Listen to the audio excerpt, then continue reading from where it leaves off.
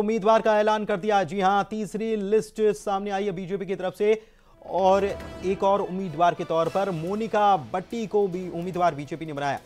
छिंदवाड़ा के अमरवाड़ा से विधानसभा सीट जो है यहां से उम्मीदवार बनाया गया। मोनिका बट्टी ने करीब एक सप्ताह पहले बीजेपी को ज्वाइन किया है और उन्हें पार्टी ने मौका दे दिया है। गोंडवाना गणतंत्र पार्टी को छोड़कर उन्होंने बीजेपी ज्वाइन की है और गोंडवाना गणतंत्र पार्टी का छिंदवाड़ा के आसपास के जो क्षेत्र हैं वहां पर अच्छा खासा होल्ड भी है।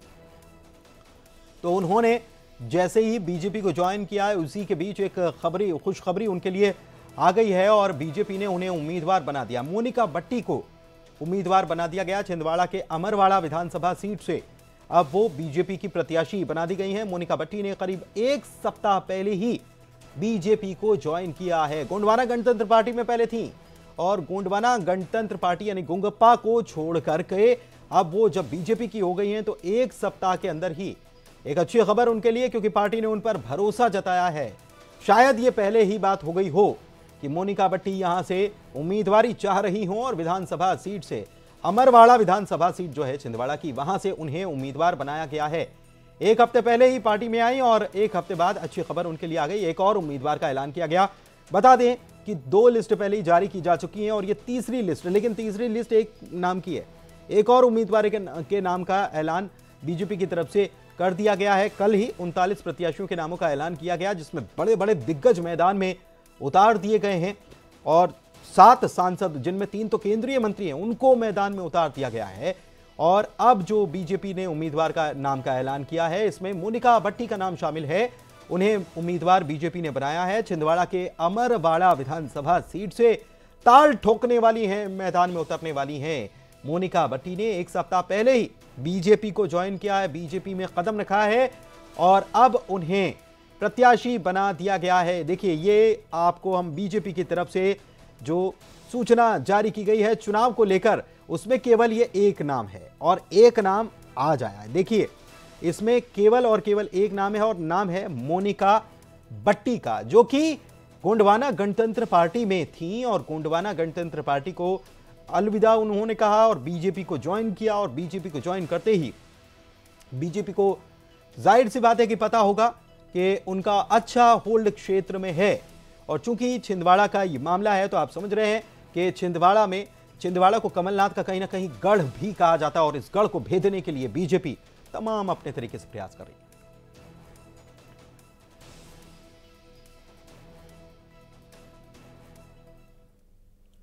और राजधानी भोपाल की बात करते हैं, जहां पर लड़ाकू विमानों की गड़गड़ाहट की गूंज सुनाई दी है। एयरफोर्स टीम ने अभ्यास शुरू कर दिया है। इसमें सूर्य किरण, तेजस और सुखोई 30 जैसे विमान देखे गए हैं।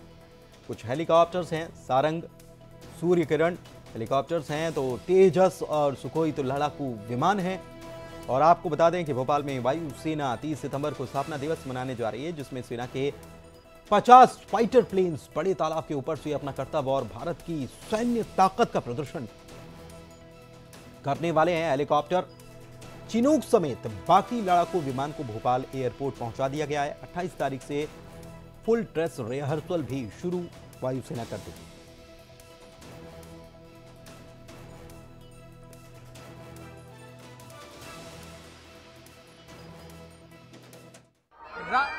राजधानी भोपाल में वायुसेना अपना स्थापना दिवस 30 सितंबर को मनाने जा रही है। इस दिन भोपाल की बड़े तालाब के ऊपर वायुसेना के फाइटर प्लेन, फाइटर जेट्स और हेलीकॉप्टर्स के जरिए बेहतरीन करतब जो है वो दिखाए जाएंगे और इसके लिए रिहर्सल लगातार जारी है। राजधानी भोपाल में लड़ाकू विमानों की गूंज और गड़गड़ाहट सुनाई दे रही है। सूर्य किरण, तेजस, सुखोई 30 जैसे जो विमान है वो भोपाल पहुंच चुके हैं और इसको लेकर तैयारियां जमकर चल रही है। 30 सितंबर को भोपाल में एयरफोर्स का स्थापना दिवस मनाया जाना है। इस दौरान सेना के 50 फाइटर प्लेन बड़े तालाब के ऊपर अपना करतब बताकर अपनी ताकत और शक्ति का प्रदर्शन करेंगे।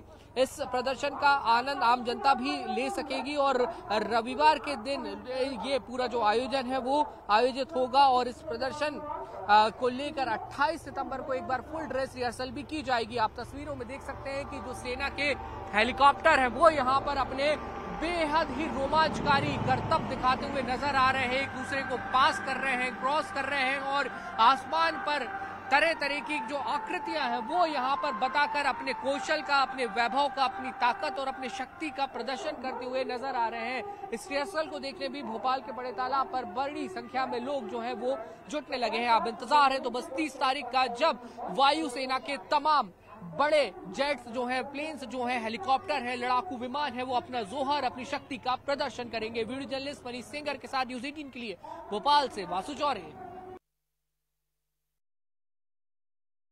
भगवान महाकाल के सेनापति कहलाने वाले काल भैरव की पालकी भैरवगढ़ जेल से निकाली गई। सदियों से चली आ रही परंपरा के अनुसार काल भैरव की पूजा की गई और फिर पालकी में उन्हें विराजमान कर भैरवगढ़ जेल तक ले जाया गया। यहाँ पर कैदियों ने बाबा का पूजा और अभिषेक किया। बता दें कि भगवान काल भैरव को नगर का कोतवाल भी माना जाता है।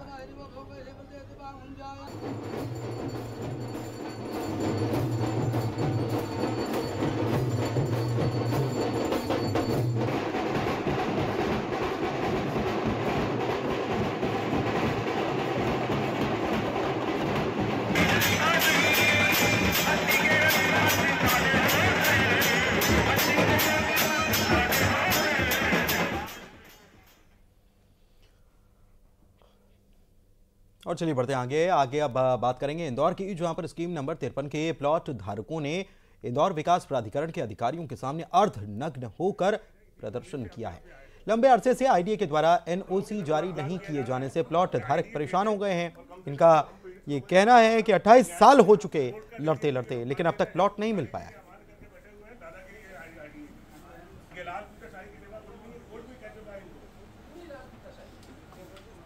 दादागिरी है इन लोगों की, इनको समझ। लंबे अरसे से स्कीम नंबर 53 के इंदौर की स्कीम नंबर 53 के जो प्लॉट धारक हैं ये परेशान हैं। आईडीए की तरफ से इंदौर विकास प्राधिकरण जो है वहां से एनओसी इनको मिलनी है, लेकिन 28 साल होने के बावजूद, बीत जाने के बावजूद आज तक एनओसी नहीं मिल पाई है। और इसी को लेकर ये नाराज थे तो इसलिए इन्होंने प्रदर्शन करने की ठानी, अपनी बात रखने की ठानी, और इसीलिए इन्होंने अपने कपड़े जो हैं ऑफिस में पहुंचे, आईडीए के ऑफिस में पहुंचे, अधिकारी जो हैं उनके सामने पहुंचे, बात रखी।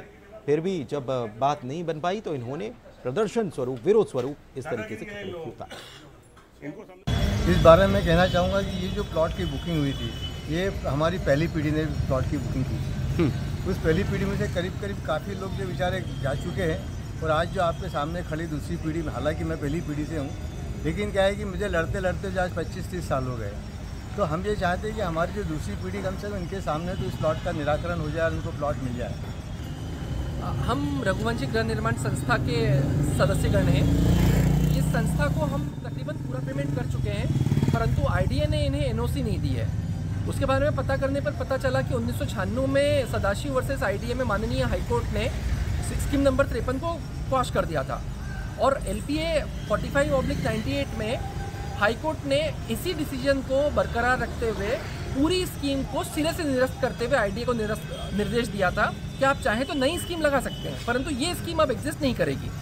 परंतु आईडीए के अधिकारियों ने सिर्फ पेपर वर्क में इसको उलझा करके आज तक हमें एनओसी नहीं दी है, जबकि आईडीए के आला अधिकारी अपनी नोटशीट पे तक ये लिख चुके हैं कि स्कीम कॉस्ट हो चुकी है और अब आप इसके अंदर अनुबंध खत्म करके एनओसी देने की तैयारी कीजिए।